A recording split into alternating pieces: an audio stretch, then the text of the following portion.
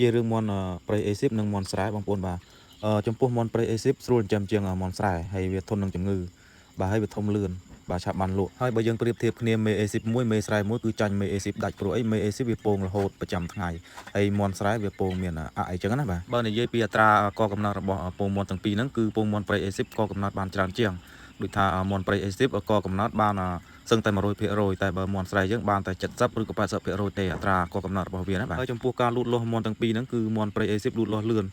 មន់ស្រែវាយឺតចឹងណាបាទហើយចំពោះលះលហួនគឺមន់ប្រៃអេស៊ីបក៏លះលហួនដែរអាហ្នឹងដូចថាវាពូជមន់ប្រៃអញ្ចឹងវាលវាសជាងវាលះលហួនវាដូចថាវាក្លាឃ្លាំជាងណាហើយចំពោះសុខភាពវាគឺវាល្អជាងមន់ស្រែយើងហើយចំពោះការចិញ្ចឹមស្រួលគឺមន់ប្រៃអេស៊ីបស្រួលជាងមន់ស្រែយើងឆ្ងាយបងប្អូនបាទវាអត់មានពិបាកអីទេហើយស្អីក៏វាស៊ីដែរបងប្អូនបាទវាស៊ីដូចតែមន់ស្រែហើយវាក៏ធំលឿនដែរអញ្ចឹងពូជមន់ប្រៃអេស៊ីបនេះខ្ញុំចិញ្ចឹមវាប្រហែលជា7 8ខែហើយនិយាយពីរឿងកូនវាច្រើនដែរហើយមេក៏មិនច្រើនទេបងប្អូនបាទមេតែ4 5តែប៉ុណ្ណោះប៉ុន្តែកូនវារាប់រយក្បាលហើយបាទហើយកូនដែលខ្ញុំថតនេះមានចំនួនទាំងអស់11ក្បាលហើយខ្ញុំផ្ញើទៅខាងឲ្យបងនៅខាងវត្តគោបាទខេត្តបាត់ដំបងអញ្ចឹងគាត់បានយកពីខ្ញុំទៅ11ក្បាលនិយាយរឿងមន់ប្រៃអេស៊ីបនិងមន់ស្រែបងប្អូនបាទចំពោះមន់ប្រៃអេស៊ីបស្រួលចិញ្ចឹមជាងមន់ស្រែហើយវាធន់នឹងជំងឺ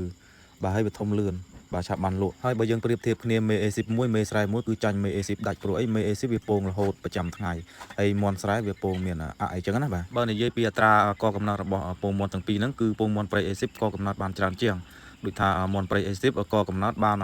សឹងតែ100%តែបើមន់ស្រែយើងបានតែ70ឬក៏80%ទេអត្រាកំណត់របស់វាណាបាទហើយចំពោះការលូតលាស់មន់ទាំងពីរហ្នឹងគឺមន់ប្រៃអេស៊ីបលូតលាស់លឿនមន់ស្រែវាយឺតចឹងណាបាទហើយចំពោះលះលហួនគឺមន់ប្រៃអេស៊ីបក៏លះលហួនដែរអាហ្នឹងដូចថាវាពូជមន់ប្រៃអញ្ចឹងវាលវាសជាងវាលះលហួនវាដូចថាវាក្លាឃ្លាំជាងណាហើយចំពោះ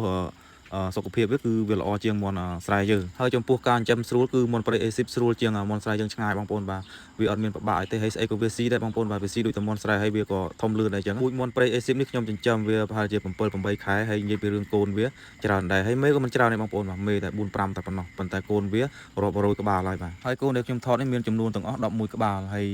ខ្ញុំផ្ញើទៅខាងឲ្យបងនៅខាងវត្តគោបាទខេត្តបាត់ដំបងអញ្ចឹងគាត់បានយកពីខ្ញុំទៅ11ក្បាល